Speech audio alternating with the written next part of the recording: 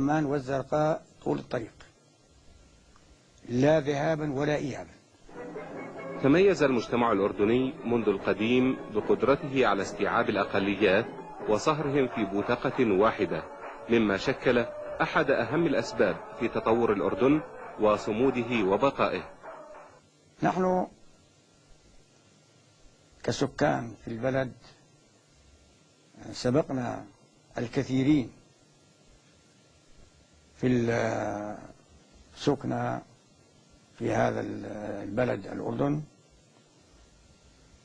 تعاملنا، أحكي عن الآباء، فنحن كأولاد أطفال شباب كنا دائما وأبدا أهل البلد، أولاد البلد، شباب البلد، ما كان هناك من يسمعك كلمة أنك لست منا، بل بالعكس، يعني كنا نعيش كأسرة واحدة.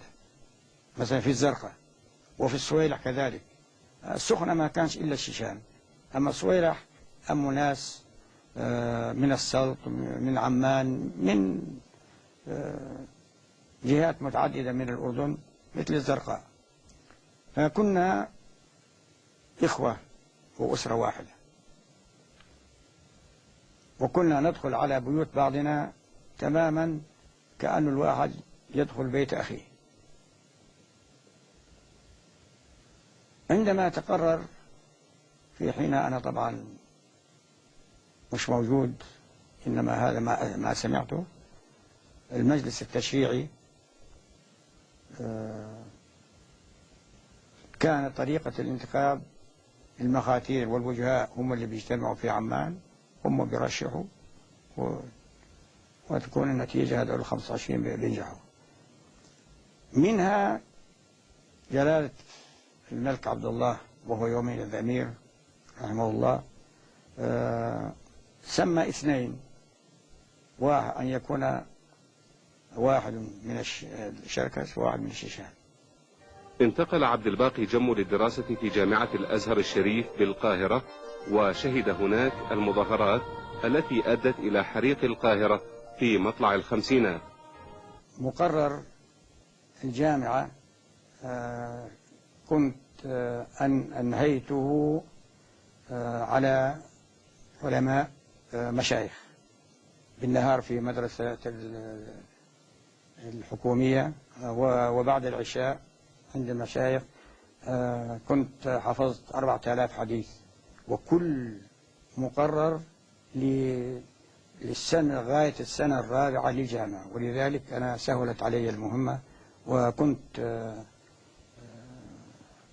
حولت سكني في الموسكي إلى مدرسة ليلية.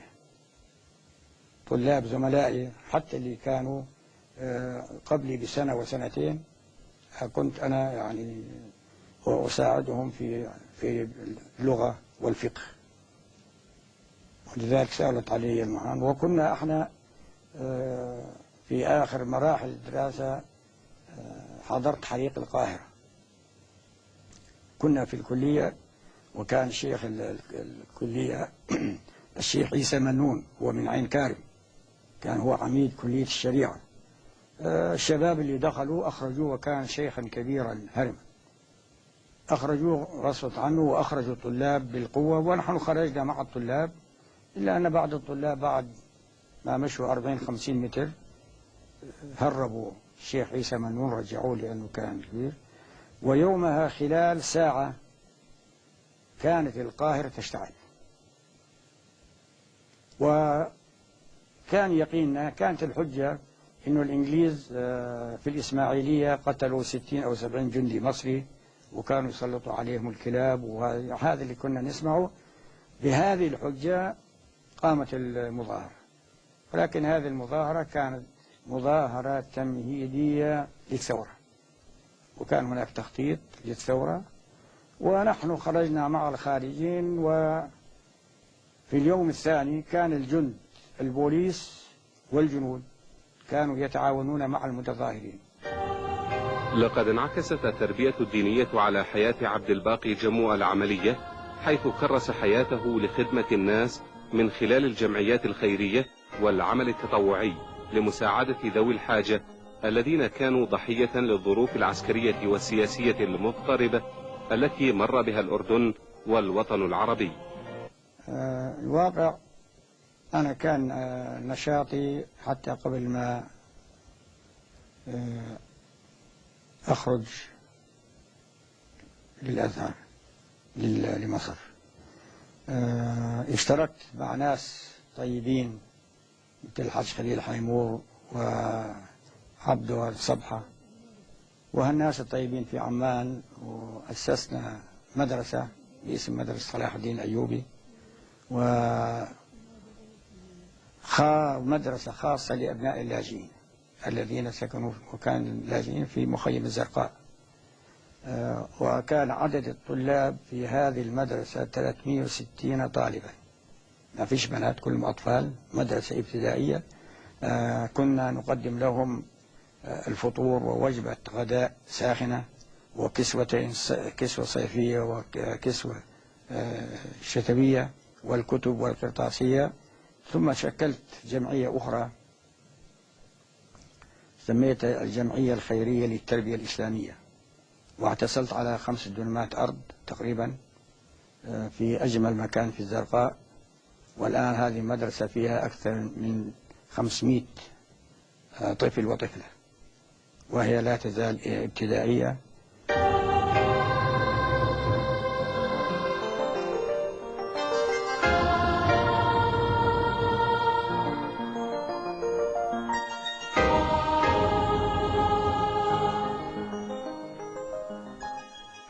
هذه الجمعية قامت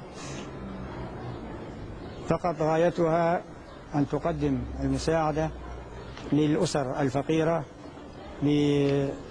برسوم مخفضة جدا، وقد يكون معظم الطلاب في هذه المدرسة إما معفيين تماما، وإما معفيين من رسوم الدراسة، وإما معفيين من رسوم الدراسة والنقل والباص.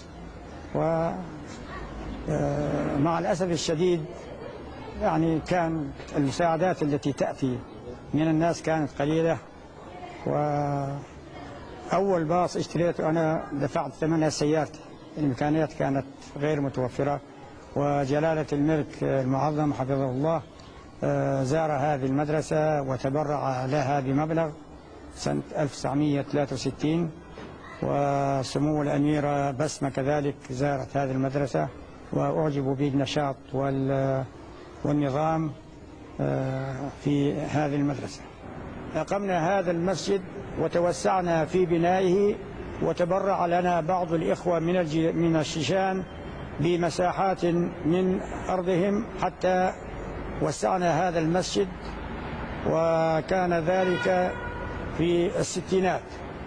أما مئذنة هذا المسجد فبنيت سنة 1950، وأشرف على بناء هذه المئذنة 3 أشخاص، هم الحاج محمد إلياس الذي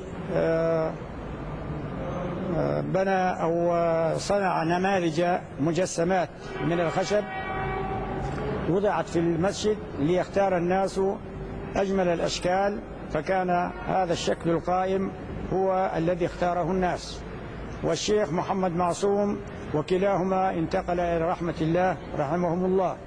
وأنا كنت الشخص الثالث الذين أشرفنا على بناء هذه المئذنة وتصميمها، وحتى ارتفعت إلى 40 مترا دون أن يكون هناك إشراف فني من مهندس مرخص أو يحمل مؤهلا علميا متخرجا في جامعة. لقد شارك عبد الباقي جمو في الحياة السياسية في الأردن منذ منتصف الخمسينات كعضو في مجلس النواب، حيث نجح في جميع الدورات الانتخابية لمجلس النواب التي خاضها دون أن يتحمل أي تكاليف مادية من أجل الدعاية الانتخابية. سنة 56 كانت الرسوم 10 دنانير، الناجح يسترد هذا المبلغ. وأنا صرفت زيادة على ال10 دنانير 27 قرش، لأن الناس هم تولوا الحملة عني ولم يكلفوني شيئا. ولما سقيتهم شاي في مقهى من مقاهي عمان، أنا رحت دفعت 27 قرش. كنا في جولة انتخابية، أنا سبقت ناس جاب الفاتورة أعطيته هذا وهو كان 27 قرش. الناس اللي معي زعلوا وقالوا إذا مرة ثانية بتمد إيدك ما بنمشي معك.